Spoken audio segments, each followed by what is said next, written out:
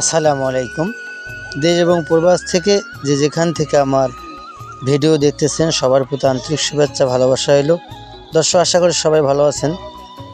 আমি আজকে যেখানে দাঁড়িয়ে আছি বা যে ভিডিওতে আপনারা দেখতে পারবেন যেটা আমরা রেডি করতেছি, এটা হচ্ছে কাঠারি ধানের যে আতপ চাল আমরা খাই, সেই চালের ধানের খড়।